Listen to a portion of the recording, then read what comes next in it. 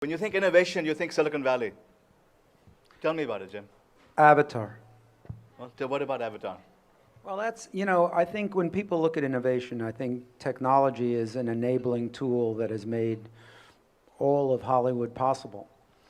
But I don't think anything of technology means anything unless you add creativity. Ultimately, it's a little red light that goes on when you turn on your TV, and there's nothing on. Right. So unless you add the creativity of great artists, including Will, those two things are symbiotic. Those two things really go together. And what technology has done is it's enabled the vision and the creativity of artists to reach their maximum potential, and it continues to do that. But tell me what tell me what Hollywood has done to motivate entrepreneurs, motivate innovators, motivate scientists. Because we talked about Star Trek earlier. Yeah. Because I was inspired. The reason why I was so interested in science fiction was because of Star Trek. Well, they watch the movies. That's ultimately, those kids grew up watching those movies and saying, I want to invent that machine. Right. I want to fly to that planet. I want to kill those aliens. I want that ray gun. Ultimately, that's what inspired a lot of people to be scientists, to be engineers, to want to explore. What I was trying to bring out was that the replicators we heard about today, the communicators, all these great technologies, they all started with ideas from Hollywood. You've challenged us in Silicon Valley to think bigger. Well, once again, it is symbiotic because, people look at those things and they say, I want to invent them. The people who create those things, writers, filmmakers, Jim Cameron started out as a physicist, so those things aren't created, those things come from the real world, and then they're embellished and they're created and they're drawn from great science fiction writers, they're drawn from the real world, and then they're made into wonderful stories and wonderful science fiction and wonderful iterations that become movies. Right. And then they become the real world, which is what Singularity is about. Well, when you think entertainers, you don't think smart. But I tell you, both times I've met you, I've been blown away with how smart you are. Whoa, wait a minute. Okay, all right, let's just take a beat. all right. I know I was going to take a whack for that. But respond to me. What do you want me to respond to? No. Tell me what you think about Hollywood's role in innovation. Well, when you think of I was teasing about the smart thing. I mean, no, really it's cool. It's cool. If you think of Hollywood versus Silicon Valley,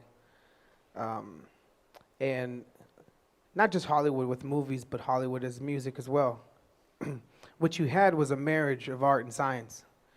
The science it took to make that camera work, and the art for the scripts and the directors and the actors and actresses to play those roles. Or Nikola Tesla's, his Warden Tower, which was meant to broadcast electricity, and the byproduct was, radio. He didn't care about radio, but from radio came a wonderful art form of music. They were doing music before radio. It just was different purpose. And it didn't sell hardware, it sold beer in bars, and when it was illegal to have alcohol and speakeasies. So what you're missing in the Silicon Valley that Hollywood has, and you dare to compare them, is that Silicon Valley doesn't have its art marriage yet. But music, right, and you could use music and epidemic because they spread. So music is a spreading of inspiration. If you were my muse, you would inspire me to create. And all the art that I make will live in a museum. And if you made me laugh, you would be amusing. It's just inspiration. And so music is inspiration traveling. So what the Silicon Valley has done has been able to allow you to take your thoughts and travel them around the world to bring people together. Music was the first social network. So that's what you're missing there. Very interesting. Very, very interesting. Absolutely right. Elon, what's your view of the world? I mean, you have a foot both in Hollywood and Silicon Valley somehow. I don't know how you do it. And in space. Right. I'm really, primarily in technology. I spend about half the week in Silicon Valley, about half the week in LA, but rocket companies down here. Tesla's primarily up there. So, but I think there's no question that there's symbiosis between Hollywood and Silicon Valley and technology. The things that one sees in science fiction movies give you ideas for what you want to try to create in the future, Right. And they inspire kids to go into the Were sciences. Were you inspired by science fiction? I mean, look at what you've achieved. Absolutely. I was definitely inspired by science fiction. Both books and movies. I really loved Asimov's Foundation series, Heinlein's The Moon is the Harsh Mistress, and of course I watched Star Trek, which is I think everyone watched that. Right. So it really sort of it creates this sense of possibility that you want to make real, Right. and then making it real is a very difficult process, but over time we've been able to do that. If you look at the cell phones that we take for granted today, I mean they're actually way more advanced than what you'd see in a Star Trek episode. You've basically got a supercomputer in your pocket. It's incredible. Yeah, absolutely. We need to do a few other things, like our advancements in space travel have not matched advancements in communications and computing and that kind of thing. And so that's something that we need to do. So we need to. Are you going to do it? Yeah, I mean the aspiration is. Well, I hope so. Right. The aspiration of SpaceX is to drive forward space technology to the point where we can have a self-sustaining civilization on Mars, to make life multiplanetary. Right. Which I think would be the greatest adventure that humanity could ever undertake. Absolutely. So- Absolutely. Well, I want to, before I ask Jim, I want to ask you, where do you think technology is headed?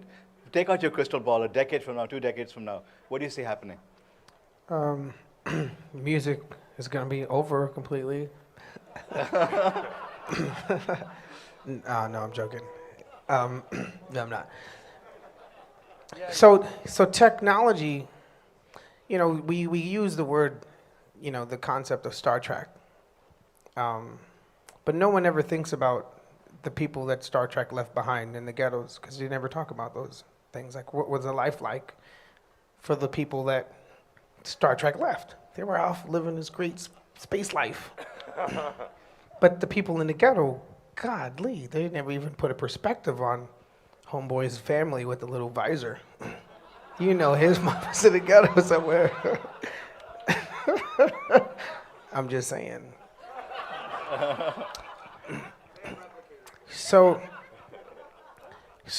technology, we're at the we're just fresh out of 12 years old, and it's in its teens right now, and it could go either way, right? It can be the prize for humanity, the thing that we created, like, whoa, check this out, or it could be the doom.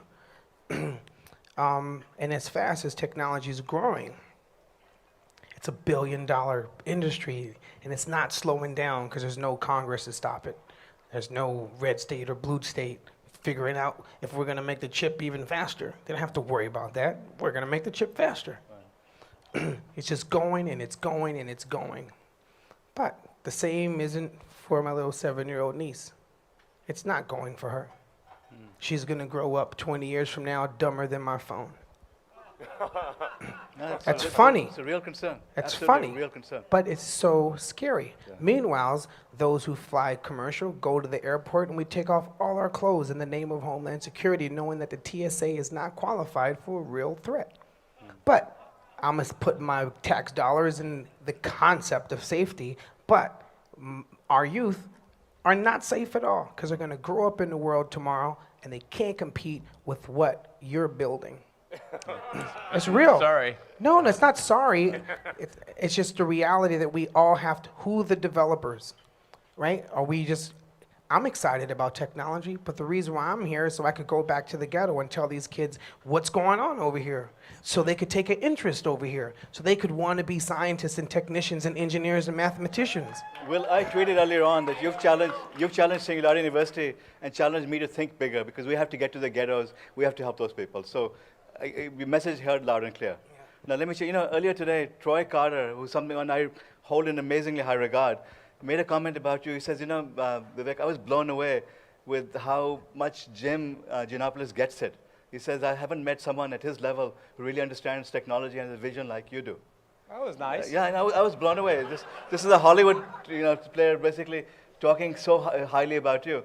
Tell me, what's your vision of technology? Where do you see things headed in the next 10 years? Well, to start with, I think, to go back to your earlier comment about, the Silicon Valley and Hollywood, I think people assume antagonism where there's occasionally friction, because film is technology. If you saw Hugo, from its earliest days, film is technology. Film wouldn't exist without technology. The advances in film, sound, color, special effects, every aspect of film, the distribution of film, all the ways we enjoy film today, and especially in digital form, couldn't exist without technology. And every advance in technology in film and the ability for people to enjoy it on various devices in various ways couldn't exist without the advances in technology, and most of those are coming from Silicon Valley, and Hollywood embraces and applauds them, and anybody who doesn't is a Neanderthal. So I don't get this idea that Hollywood is afraid of Silicon Valley. Comment on SOPA while you're at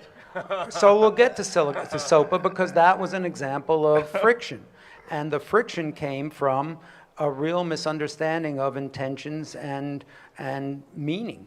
SOPA started out as a very basic bill which was intended to stop bad guys from selling things to people that they didn't intend to buy. That's really what it was. It included things like you thought you were buying Timberland shoes and you were buying things where the sole would fall off. You thought you were buying blood pressure medicine and you were buying, a placebo that they sold you at 80% of the cost, because when they sold it at 40% of the cost, people got suspicious. This I heard from the senator who sponsored the bill.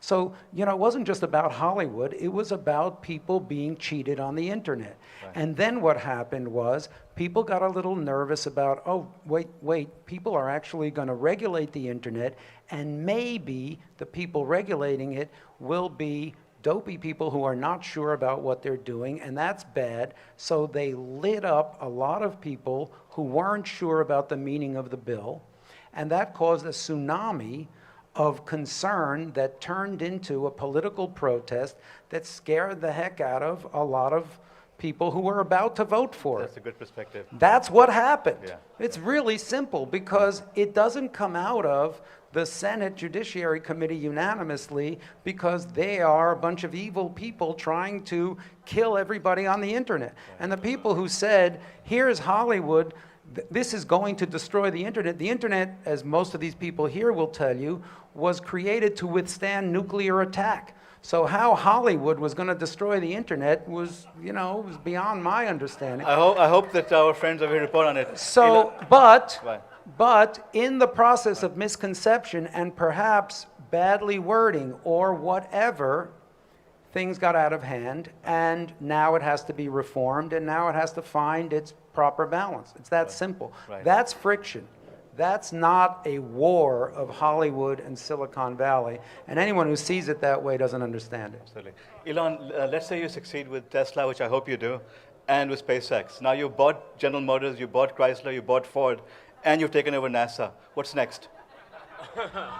I'm looking a decade forward. I'm pretty sure we won't be buying those companies. Well,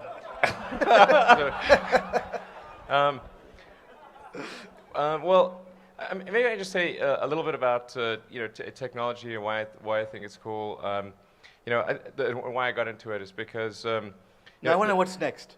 I don't want to look back. I want to look forward. I mean, you think bigger than anyone else does, okay? I mean, I think the thing that we're most focused on at Tesla is accelerating the transition to sustainable transport, which I think is extremely important for the world on many levels. Right. And serving as a catalyst, both in the cars that we make ourselves as well as the cars we help others make. So we do powertrains for Mercedes and Toyota and that kind of thing. So. Right. And then at SpaceX, the overarching goal of SpaceX is the settlement of Mars, to make life multiplanetary, which I think is, will be one of I think probably the greatest adventure that humanity ever undertakes, and create an enormous opportunity on the surface of Mars. But we need to have a transport mechanism that's capable of getting there. The SSS Enterprise? Well, something like that. I mean, it might not look quite like that, but it's we need a spaceship that can do interplanetary travel. It's about time. Right. And I think that's something that would actually inspire people all around the world. Because if you think of, say, the Apollo moon landings, I mean, it was only a handful of people that went to the surface of the moon.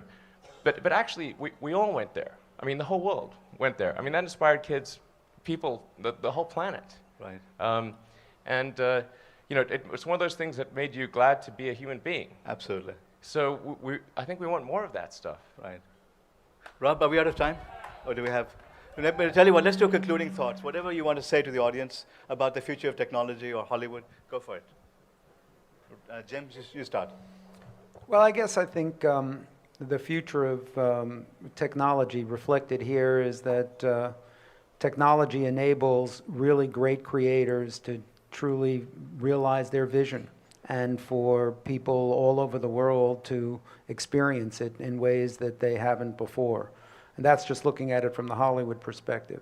And the incidental, as I call it, friction that exists today, whether it's piracy, which is a real serious issue and has to be resolved, or the political issues that are attendant to it need to be resolved. But it really does provide a great horizon for not just Hollywood, but anyone holding a $10, $100, whatever camera to be able to capture and create. And I think that's a wonderful opportunity for people all over the world. Right. Will, you've inspired us. What more do you want to say?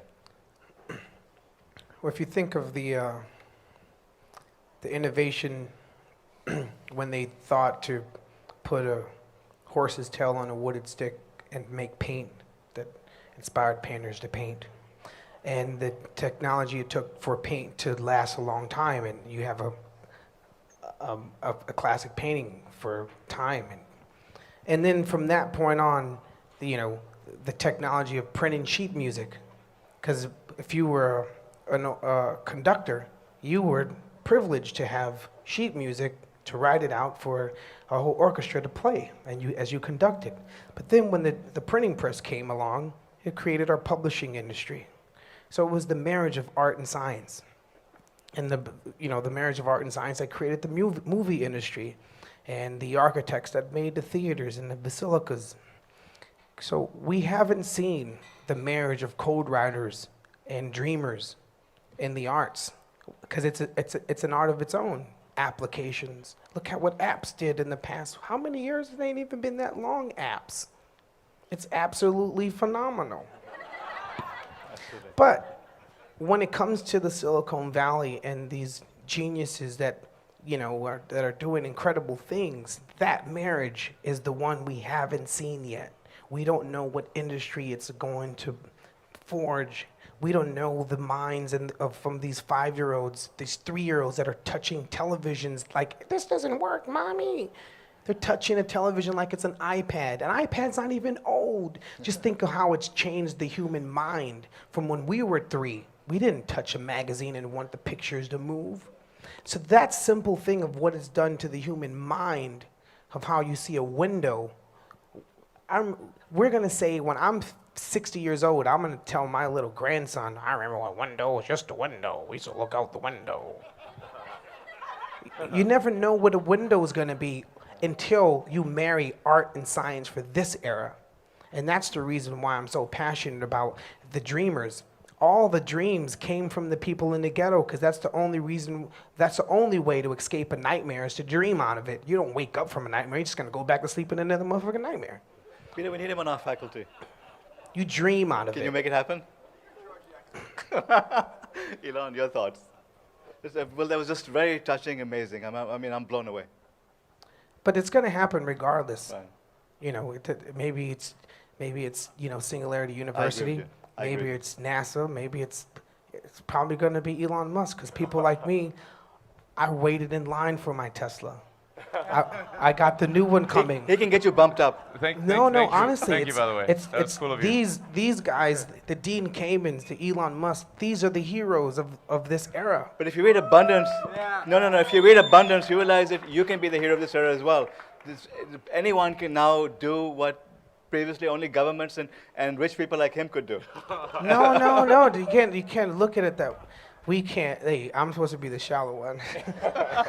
But you can't look at him as a rich person.